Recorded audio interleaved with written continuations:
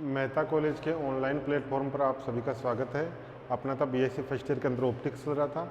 Optics में अपना हाइगन wave theory है और उसी से रिलेटेड अपना जो फर्स्ट यूनिट है इंटरफेरेंस वो अपना चल रहा था। उसमें चल रहा था अपना यंग डबल स्लिट एक्सपेरिमेंट, पिछली क्लास में कंप्लीट हो गया था।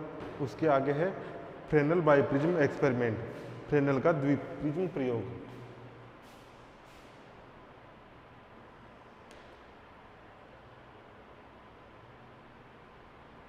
Fresnel द्विप्रिज्म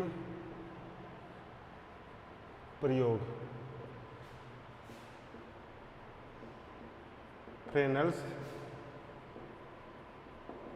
biprism experiment. जो इस एक्सपेरिमेंट का सेटअप है आपके पास इस डायग्राम में है।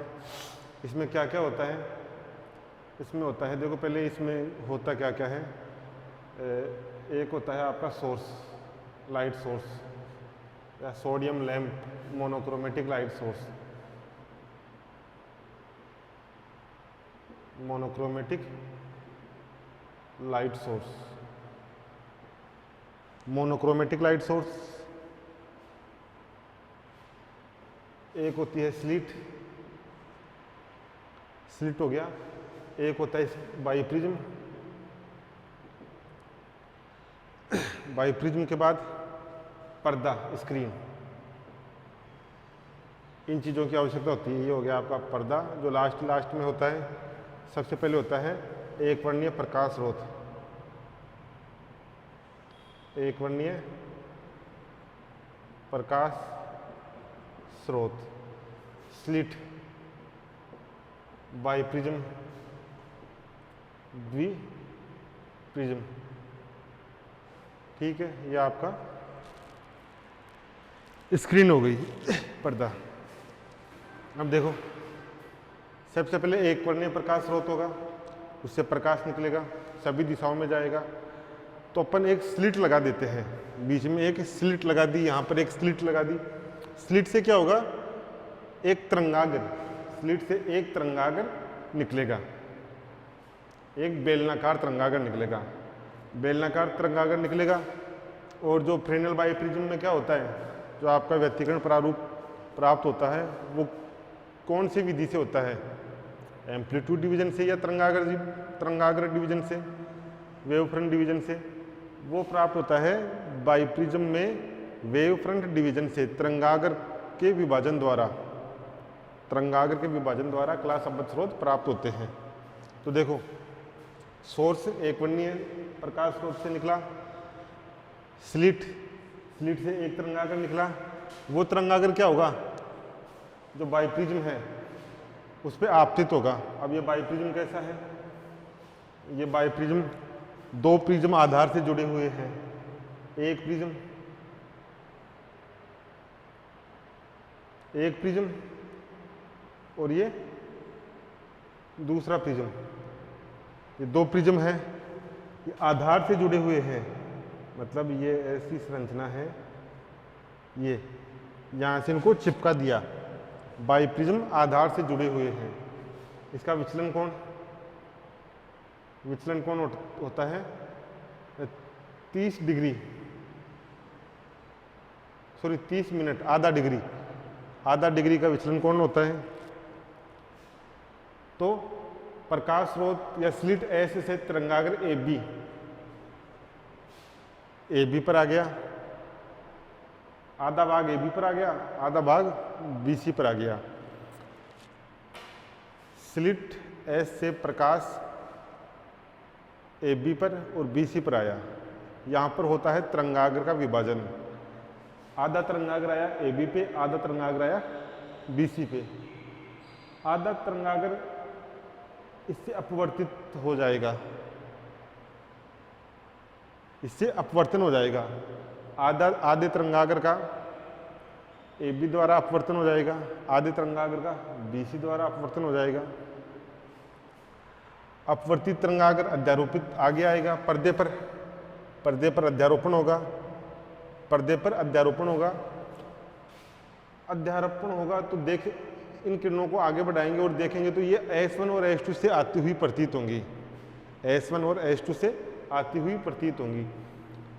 जैसे ये आपका बाइप्रिज्म था, बाइप्रिज्म से निकलने पर तरंगें अध्यारोपित क्षेत्र में आती हैं। अध्यारोपित क्षेत्र में से तरंगों को देखने पर वो तरंगें स्रोत S1 व स्रोत S2 से आती हुई प्रतीत होती हैं। स्रोत S1 व स्रोत S2 से आती हुई प्रतीत होती हैं। स्रोत S1 व S2 एक ही स्रोत S या एक ही स्लिट S से बनता है, एक ही तो है, तो ये कलासंबद्ध स्रोत प्राप्त होगा।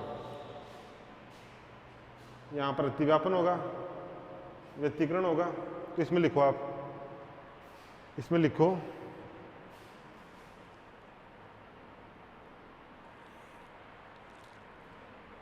फ्रेनेल द्विप्रिज्म में,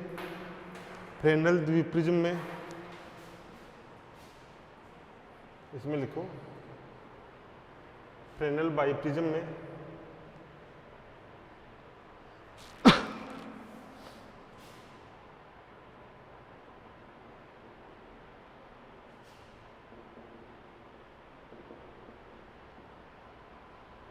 तरंगागर के विभाजन द्वारा,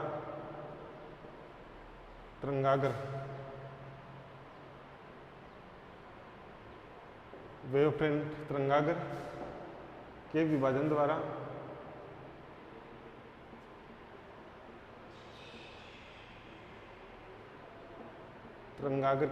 द्वारा एक कला स्रोत S से एक कला स्रोत S से दो कला स्रोत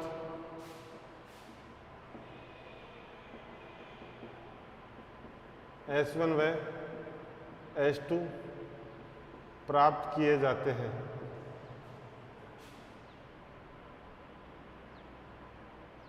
एक प्रकाश स्रोत कर लो, एक प्रकाश स्रोत से दो कला संबद्ध स्रोत S1 व S2 प्राप्त किए जाते हैं,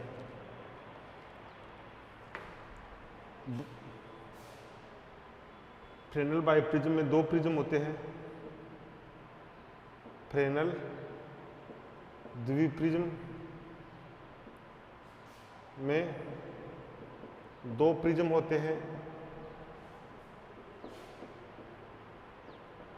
जो आधार से जुड़े हुए होते हैं, जो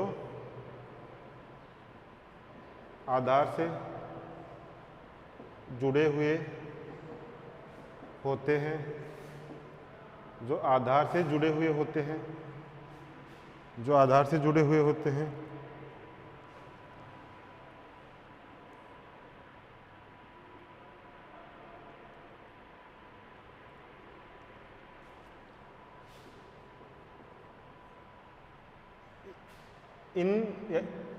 इन प्रिज्मों के अपवर्तन कोण, इन प्रिज्मों के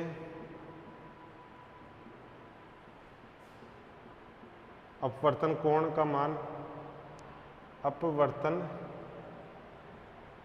कोण का मान बहुत कम होता है, बहुत कम, लगभग आधा डिग्री होता है।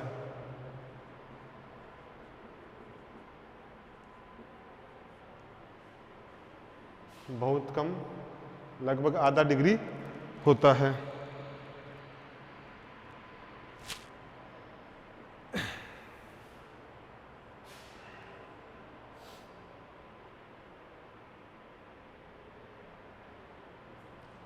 देखो द्विप्रिज्म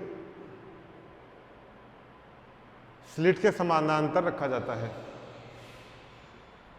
द्विप्रिज्म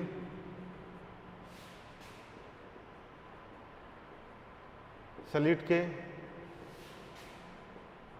समानांतर रखा जाता है, रखा होता है।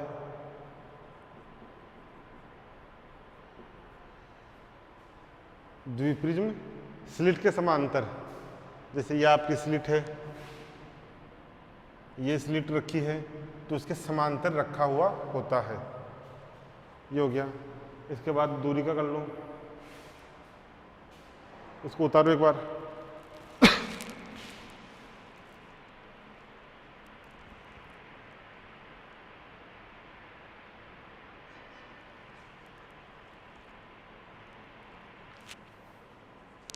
नोट करो इसको।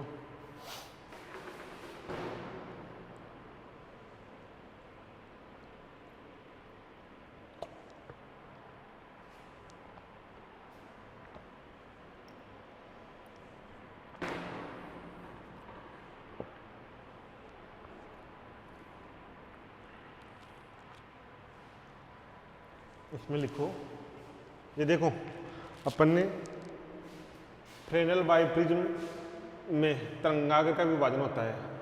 फ्रेनेल बाइप्रिज्म में तरंगाग्र के विभाजन द्वारा एक प्रकाश स्रोत S से दो कला संबद्ध स्रोत S1 व S2 प्राप्त किए जाते हैं।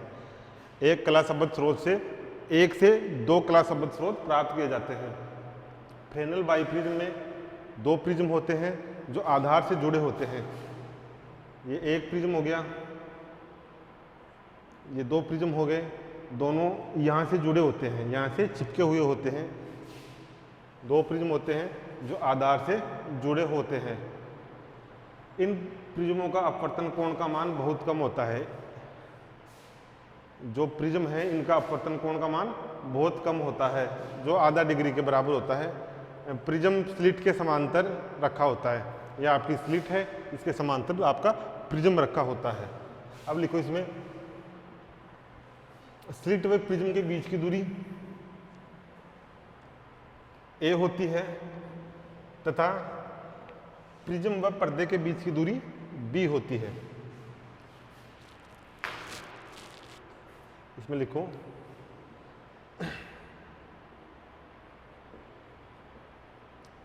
प्रिज्म व स्लिट के बीच की दूरी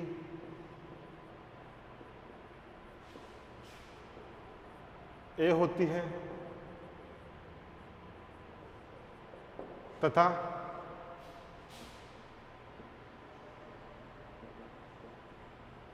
प्रिज्म व स्क्रीन के बीच की दूरी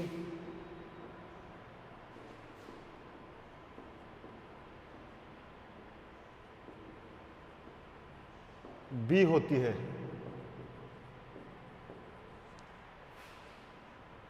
प्रिज्म व स्लिट के बीच की दूरी a होती है तथा प्रिज्म व स्क्रीन के बीच की दूरी b होती है। देखो, S और प्रिज्म के बीच की दूरी a, प्रिज्म और स्क्रीन के बीच की दूरी b होती है तथा कला संबद्ध स्रोत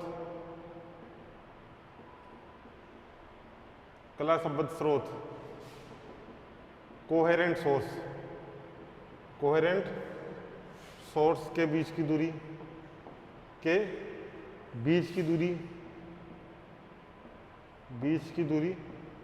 d होती है, S1 S2 के बीच की दूरी d होती है। इसके बाद लिखो आप इसकी प्रोसेस में क्या है, ये हो गया।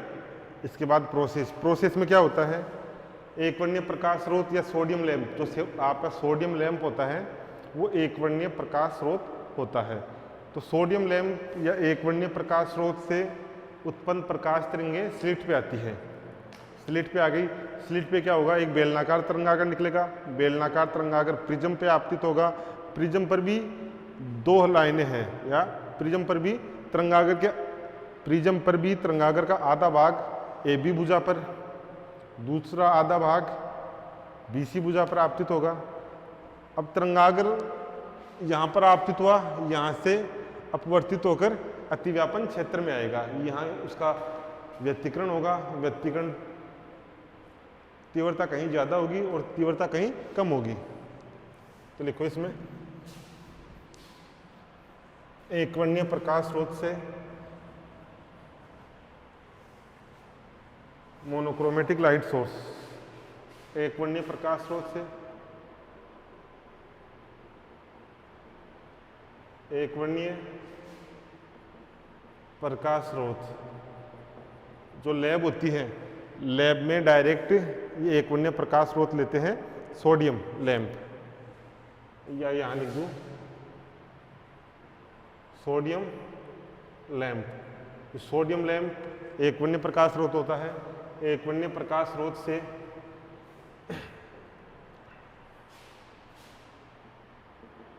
प्रकाश तरंग स्लिट एस पर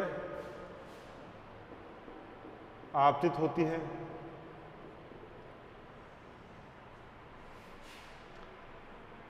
स्लिट एस से निर्गत यानी निकलने वाला, स्लिट एस है, इससे निर्गत है तरंगागर का आधा भाग, इससे निर्गत तरंगागर का आधा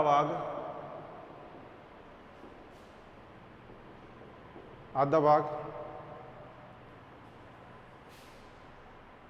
प्रिज्म ए बी पर आपतित होता है, या प्रिज्म की भुजा ए बी पर आपतित होता है। प्रिज्म की भुजा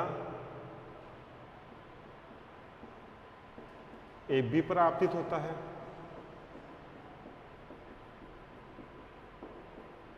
तथा तरंगागर का दूसरा आधा भाग, तरंगागर का शेष आधा भाग प्रिज्म की भुजा बीसी पर आपतित होता है। बीसी पर आपतित होता है। आधा भाग यहाँ पर आ गया ए बी पर, आधा भाग बी सी पर आ गया।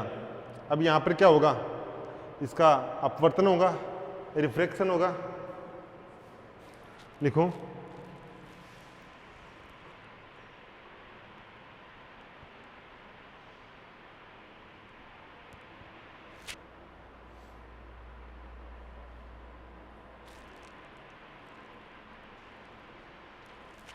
अपवर्तन के बाद अपवर्तन हो गया, अपवर्तन होगा। अपवर्तन के बाद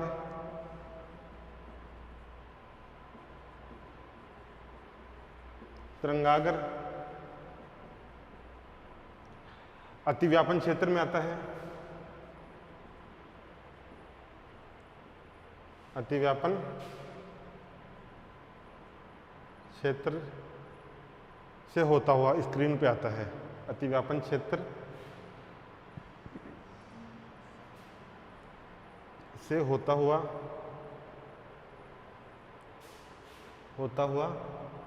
पर्दे पर आता है, पर्दे पर आता है। ये तरंगागर इस स्क्रीन पर आ गया, पर्दे पर आता है।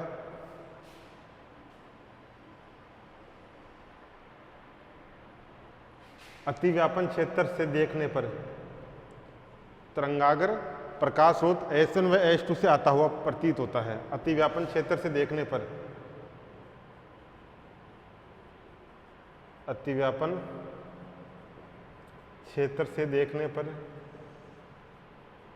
अतिव्यापन क्षेत्र से देखने पर प्रकाश स्रोत देखने पर, प्रकाश स्रोत से देखने पर, अतिव्यापन क्षेत्र से देखने पर तरंगागर देखने पर तरंगागर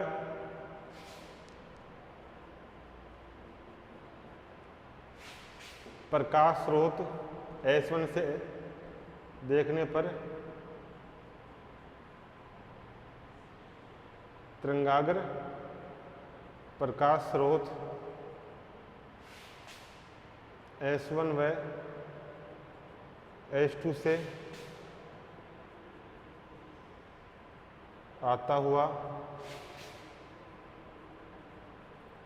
प्रतीत होता है। उतारो इसको, फिर एक बार और देखते हैं।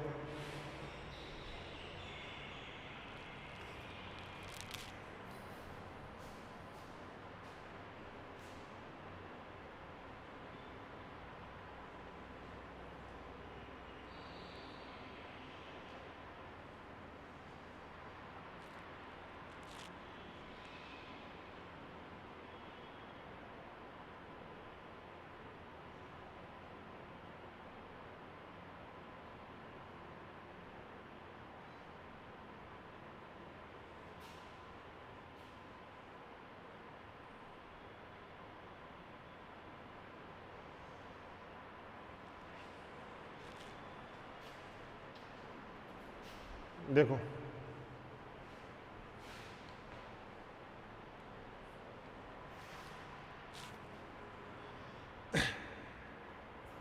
यहाँ एक वर्णीय प्रकाश स्रोत या सोडियम लैंप है।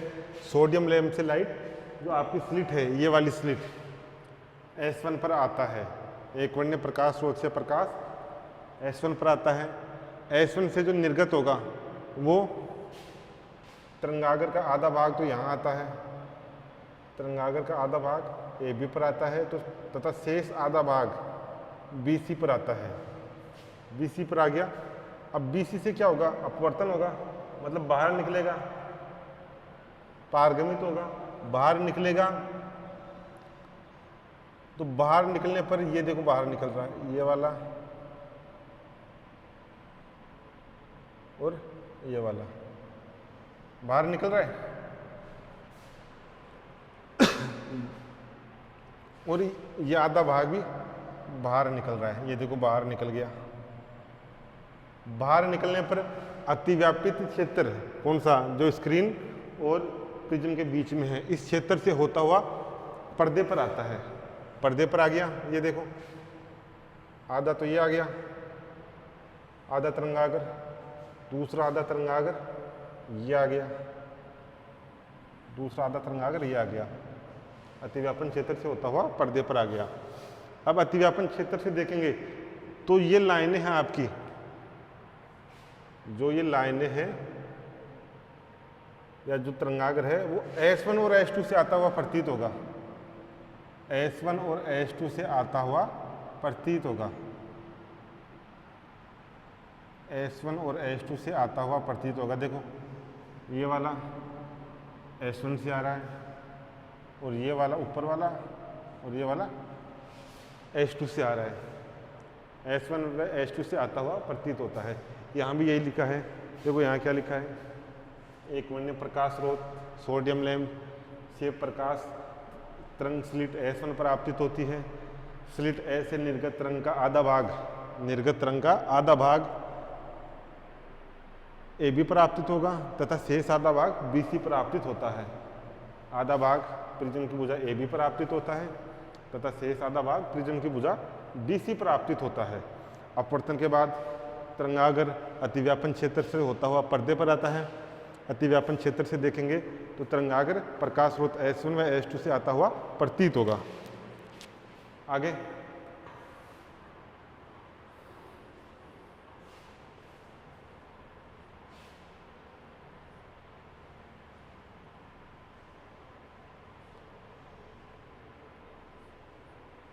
इस प्रकार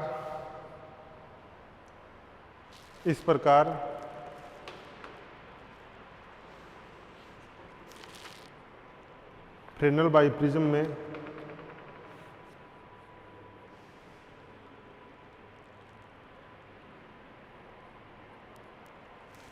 इस प्रकार फ्रेनेल बाइप्रिज्म में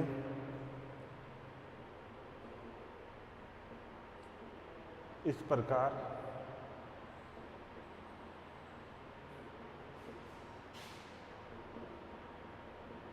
फ्रेनेल द्विप्रिज्म में अतिव्यापन क्षेत्र में व्यतिकरण की घटना होती है। अतिव्यापन क्षेत्र में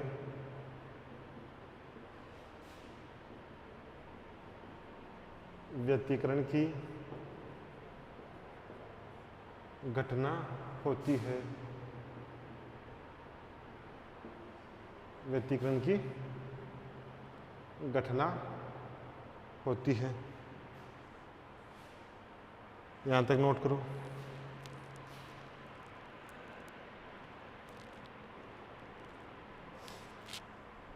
यहां पर अतिव्यापन हो गया।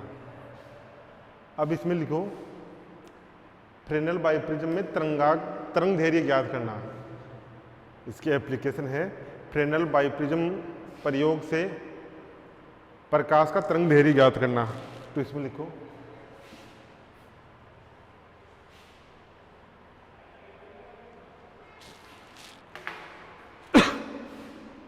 हेडिंग डालो इसमें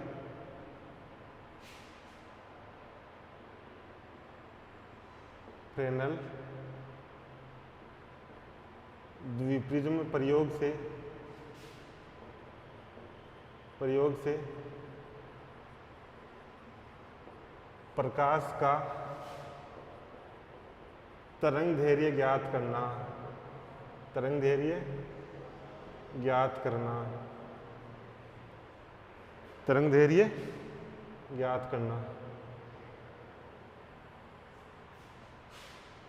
तरंग दैर्घ्य ज्ञात करना। इसमें लिखो, पहले डायग्राम बना लो। इसमें एक डायग्राम बना लो बाइप्रिज्म का।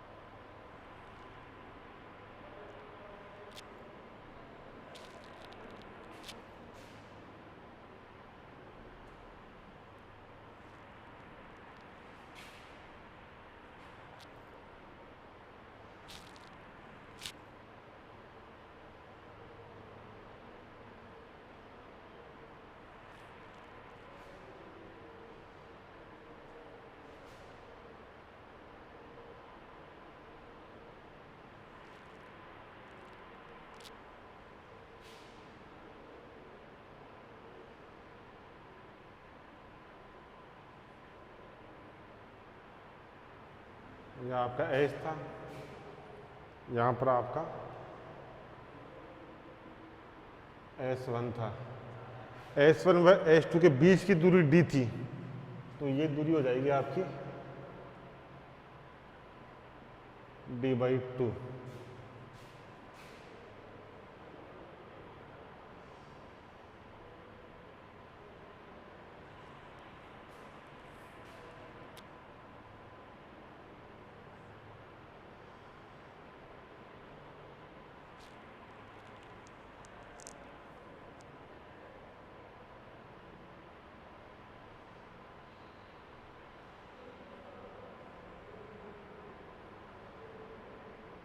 ये ए था, ये बी था, ये सी था।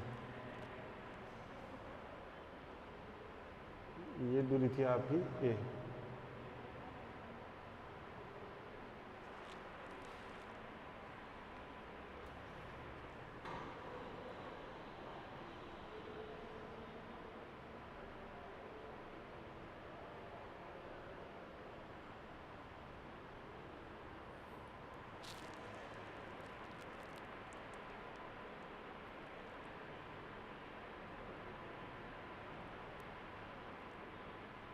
नोट करो ये वाला।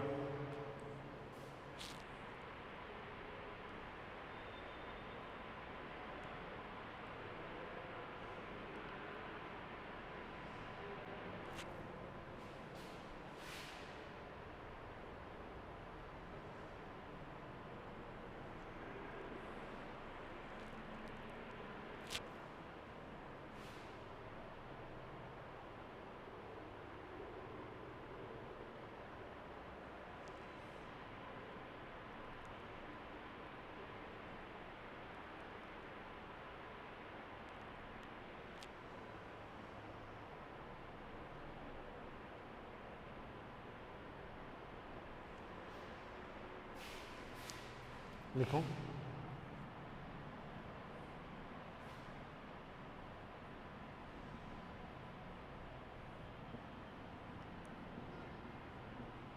प्रिज्म की सतह ए बी व प्रिज्म की सतह ए बी व बी सी से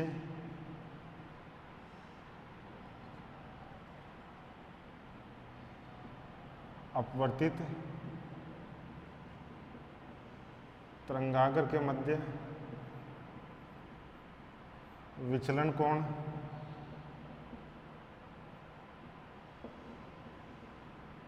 डेल है। प्रिज्म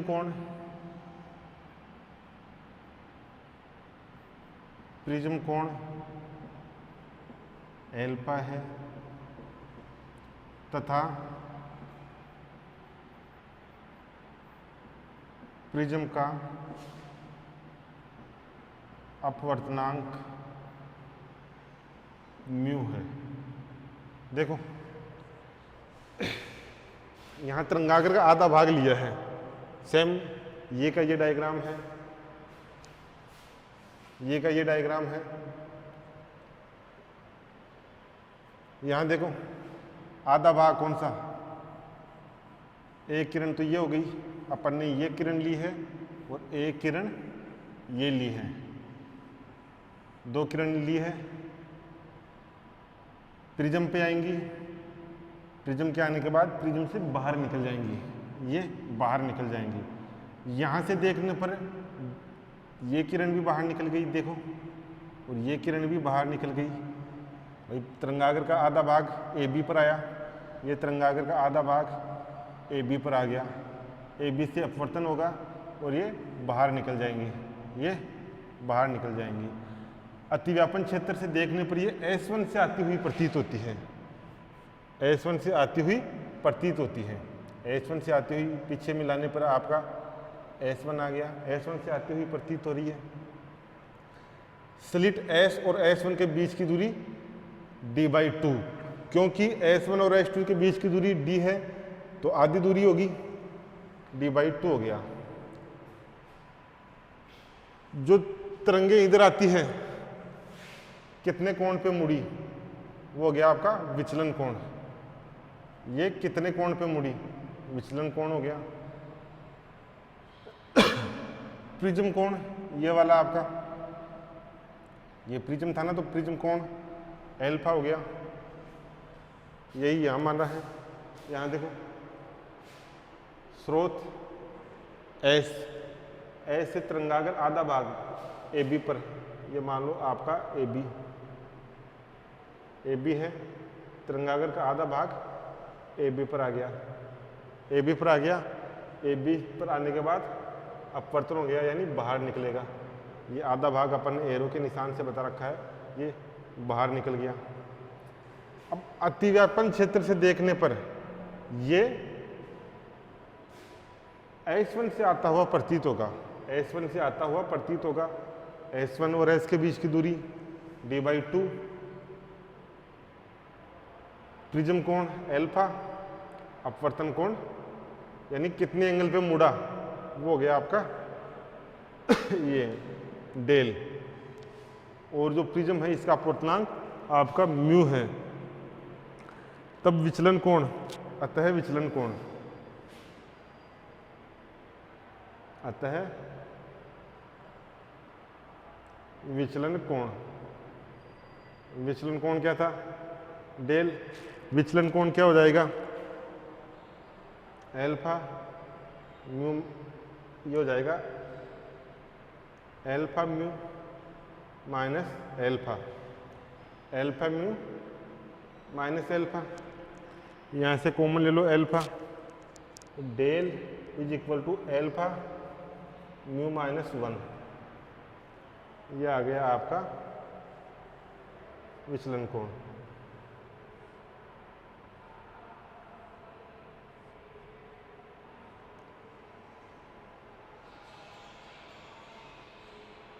ये आ गया विचलन कोण।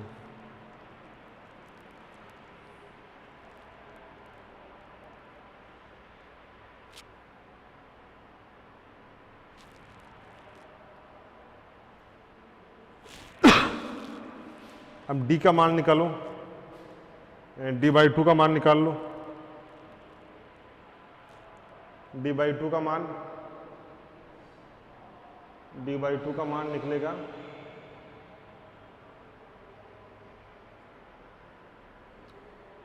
त्रिभुज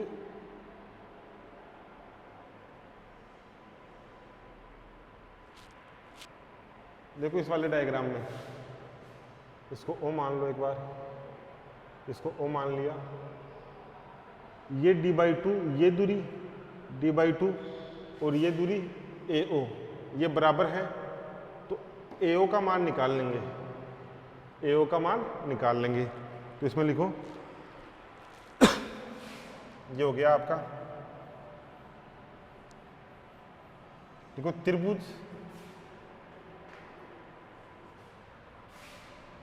त्रिभुज आपका S ये O है, O SOA से त्रिभुज SOA से त्रिभुज SOA से tan थीटा क्या होता है?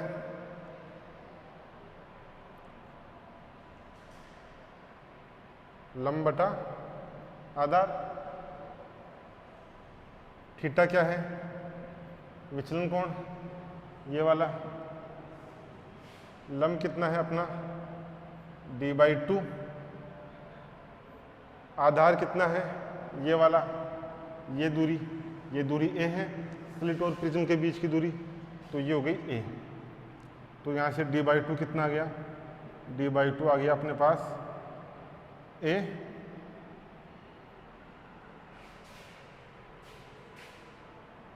या 2a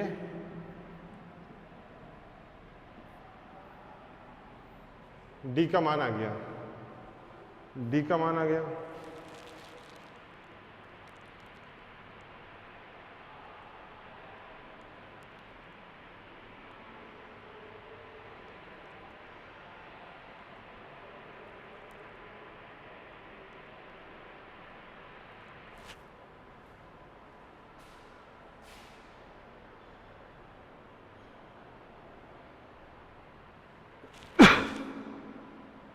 दोबारा से देखो अपन क्या कर रहे हैं, अपना ऑब्जेक्ट क्या है?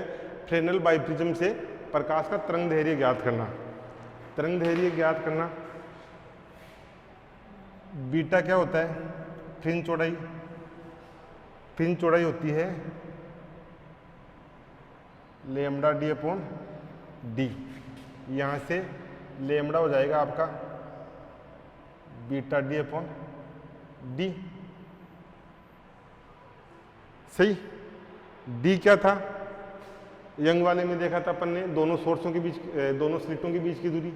कैपिटल D क्या था? स्लिट और स्क्रीन के बीच की दूरी,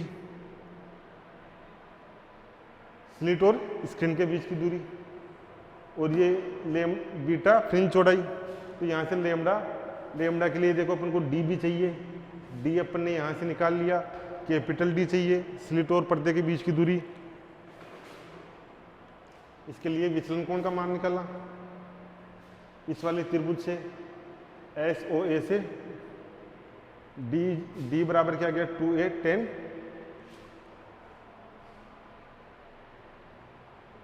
tan डेल।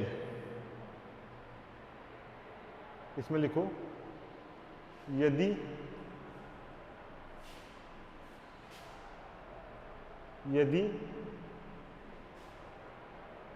डेल का मान कम हो तो, डेल का मान कम हो तो tan del is equal to del. tan del हो जाता है। डेल का मान कम हो, मान कम ही तो है, अरे ये मान बहुत कम होगा, अल्प मान होगा, तो tan डेल हो जाएगा। अब देखो अपने पास क्या आ गया? d बराबर आ गया, d इज इक्वल टू आ गया अपने पास 2a। डेल का मान पुट कर दो। डेल का मान पुट करने पर डेल का मान रखने पर डेल का मान रख दिया तो d क्या आ गया अपने पास? d आ गया 2a एल्फा म्यू माइनस 1, ये आ गया डी का मान।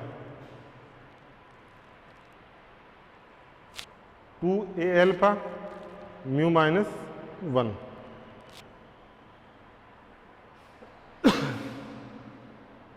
नोट कर लो इसको, मिटा देता हूं मैं।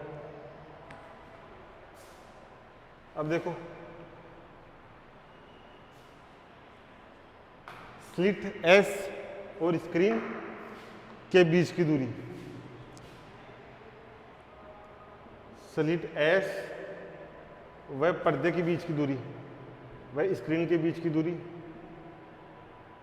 स्क्रीन के बीच की कुल दूरी,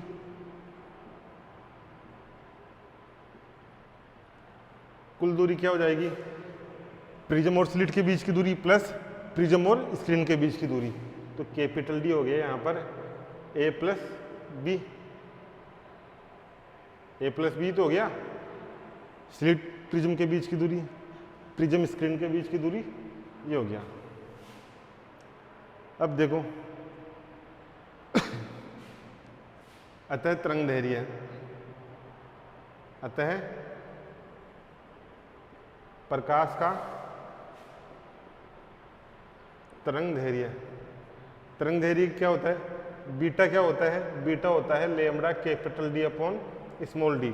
लैम्ब्डा प्रकाश का तरंग दैर्घ्य, D young double slit experiment, D क्या था? स्लिट और स्क्रीन के बीच की दूरी, स्मॉल डी था दोनों स्लिटों के बीच की दूरी। यहाँ से लैम्ब्डा क्या हो जाएगा? लैम्ब्डा हो जाएगा यहाँ से लैम्ब्डा हो जाएगा, यहाँ से लैम्ब्डा हो जाएगा, lambda is equal to b d upon d, b d upon d, मान रख दो लैम्ब्डा फ्रिंज चौड़ाई, डी का मान 2a alpha mu minus 1, D का मान a प्लस बी।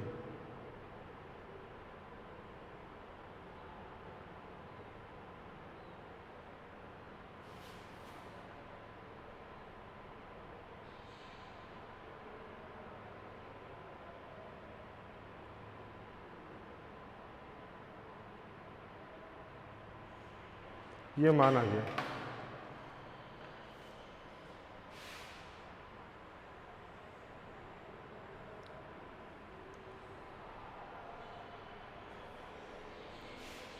इसमें लिख लो beta A alpha mu B का मान होने पर तरंग दैर्घ्य का मान ज्ञात कर सकते हैं। इसके लिए अपन को फ्रिंज चौड़ाई का मान पता होना चाहिए, फ्रिंज चौड़ाई बीटा का मान पता होना चाहिए, स्लिट और प्रिज्म के बीच की दूरी एक पता होनी चाहिए, प्रिज्म और स्क्रीन के बीच की दूरी डी पता होनी चाहिए,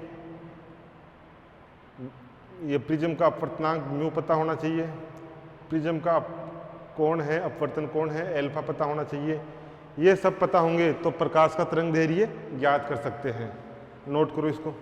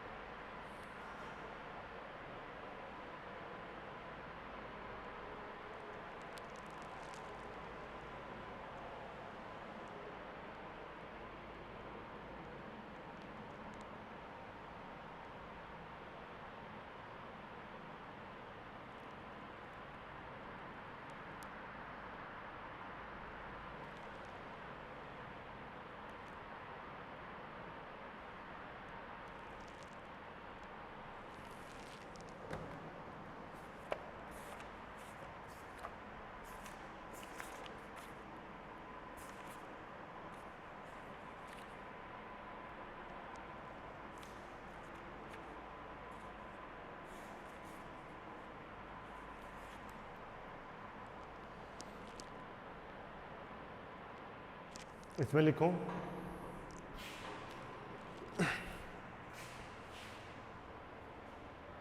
ये हो गया।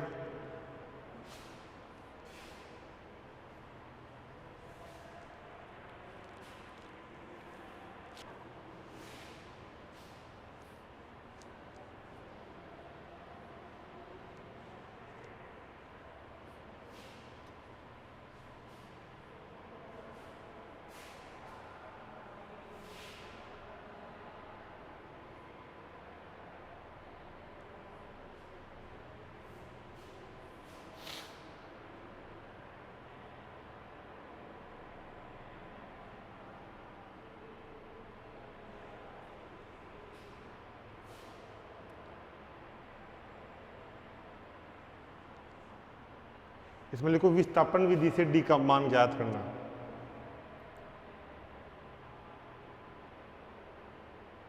या रहने दो इसको, तो इसमें लिखो फ्रेनेल बाइप्रिज्म को सुग्राही बनाने के लिए आवश्यक बातें। इसमें लिखो फ्रेनेल एक्सपेरिमेंट की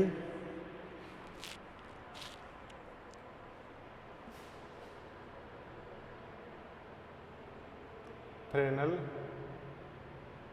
द्विप्रिज्म प्रयोग की सुग्राहिता में प्रयोग की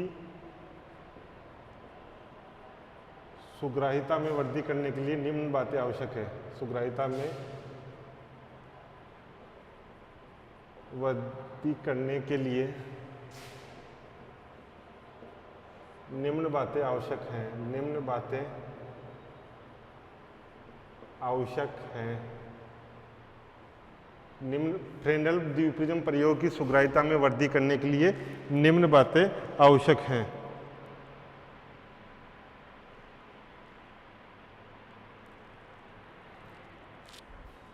डी का मान ज्यादा होना चाहिए। डी का मान क्या होता है? ए प्लस बी।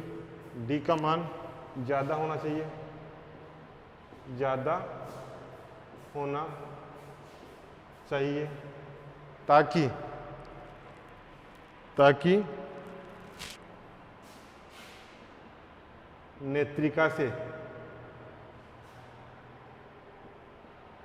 नेत्रिका EYE आंख से व्यतिकरण फ्रिंजे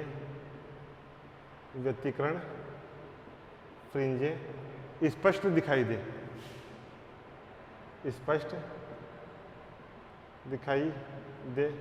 यानी ये दूरी है स्लिट और स्क्रीन के बीच की दूरी, ए प्लस बी या स्लिट और स्क्रीन के बीच की दूरी ज़्यादा होना चाहिए। मतलब ये गैप ज़्यादा होना चाहिए। ज़्यादा होगा तो क्या होगा?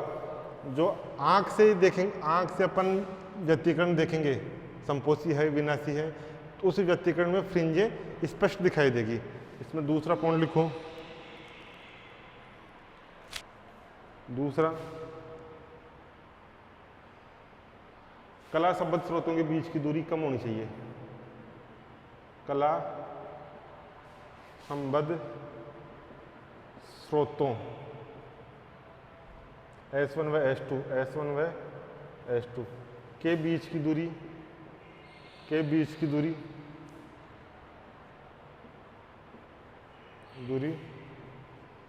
कम होनी चाहिए। S1 व S2 के बीच की दूरी कम होनी चाहिए। D का मान कम होना चाहिए। दूरी D का मान कम होना चाहिए। और तीसरा है आपका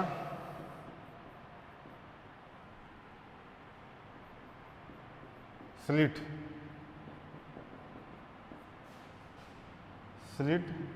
संकीर्ण होनी चाहिए। नैरो संकीर्ण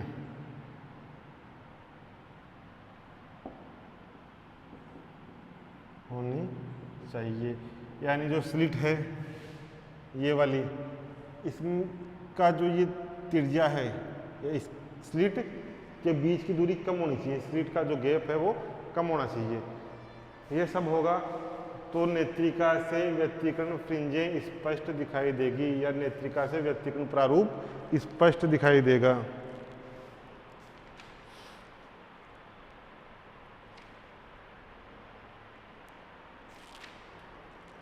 अब इसमें इतना ही है।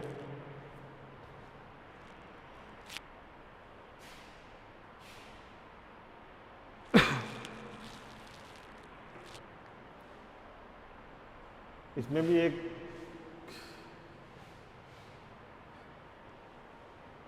इसमें जो क्वेश्चन आते हैं, इसके क्वेश्चनों में क्या होता है, कई क्वेश्चन ऐसे पूछ लेता है जैसे S1 व S2 से दो प्रकाश तरंगें आ रही हैं, S1 से प्रकाश तरंगें आ रही है और S2 से प्रकाश तरंगें आ रही हैं।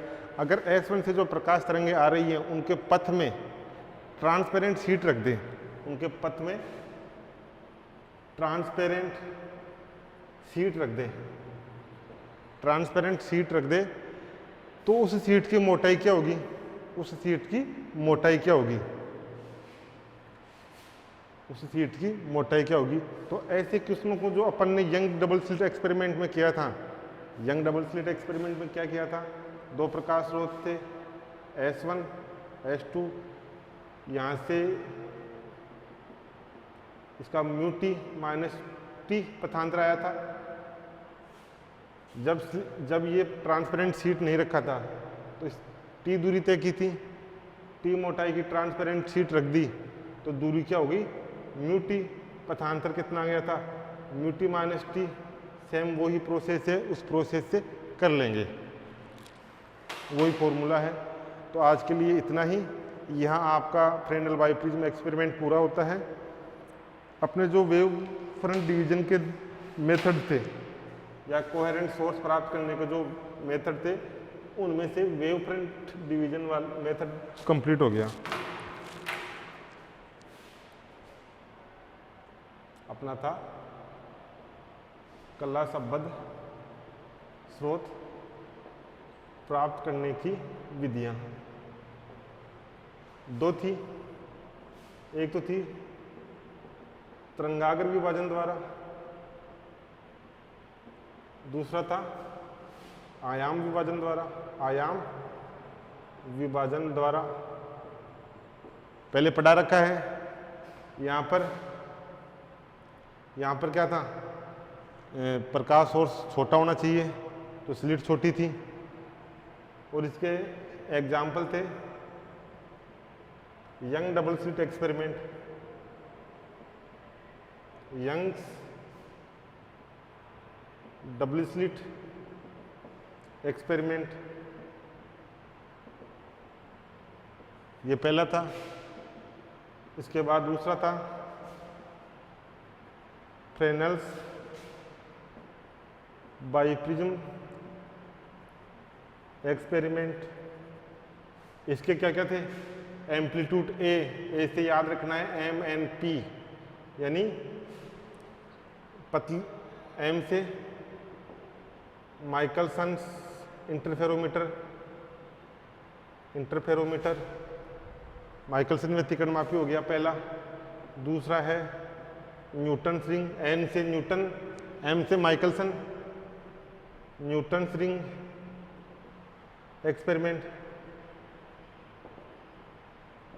तीसरा था आपका पतली फिल्म, पी से पतली, थिन फिल्म या पतली फिल्म। तो ये आपके अपने कंप्लीट हो गए, यंग कंप्लीट हो गया, फ्रेनेल कंप्लीट हो गया, यानी जो तरंगाग्र विभाजन विधि थी वो कंप्लीट हो गई। अब चलेगा अपना आयाम का विभाजन।